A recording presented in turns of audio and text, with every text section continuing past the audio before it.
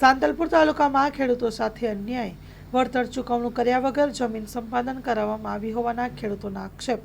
ખેડૂતોએ ચેતવણી આપી છે કે જો તેમની માંગણીઓ પર તાત્કાલિક કાર્યવાહી કરવામાં નહીં આવે તો આગામી સમયમાં આ મુદ્દે ઉગ્ર આંદોલન કરવાની ચીમકી ઉચ્ચારી।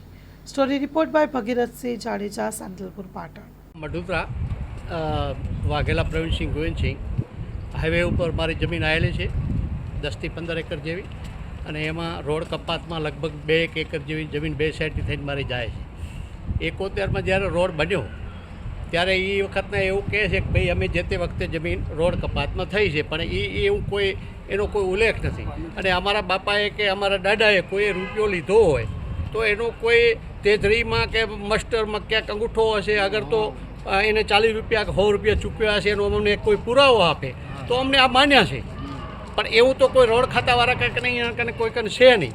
અને 2024માં અત્યારે એ નેશનલ હાઈવેની અત્યારે નોંધ પાડે છે ને બે એવું કહે છે કે 30 મીટર બે સાઈડમાં અમારી જમીન છે, અને એ રીતે ખેડૂતોને દબાવી, પોલીસને ઉપરથી બંદોબસ્ત માંગી અને ખેડૂતોને દબાવી અને અમારી જમીન લઈ લે છે, પડાવી લે છે। એટલે અમને નેશનલ હાઈવે 6 બને કે 8 લાઈન બને એનાથી અમને કોઈ વાંધો નથી, પણ અમારે ખેડૂતને અમારી વળતર મળવી જોઈએ। જે હોય, અમે એવું નથી કહેતા કે અમને આટલી જ મળે, જે જંત્રી પ્રમાણે નિયમ હોય એ પ્રમાણે અમને વળતર આપે અને કામ ચાલુ કરે।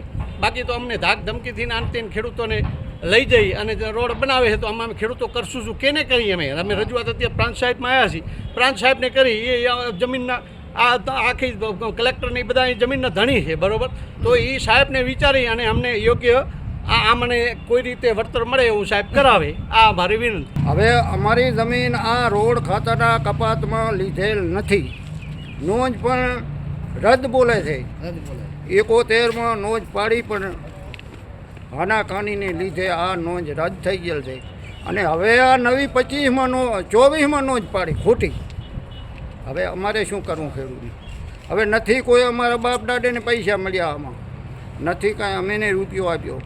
હવે અમારે જવું કેના કણે? હવે અત્યારે અમે પ્રાંતમાં આવ્યા છીએ, પ્રાંત જો સાહેબ જો અમારી રાડ કાંઈ સાંભળે તો એના કણે વિનંતી કરવા આવ્યા છીએ।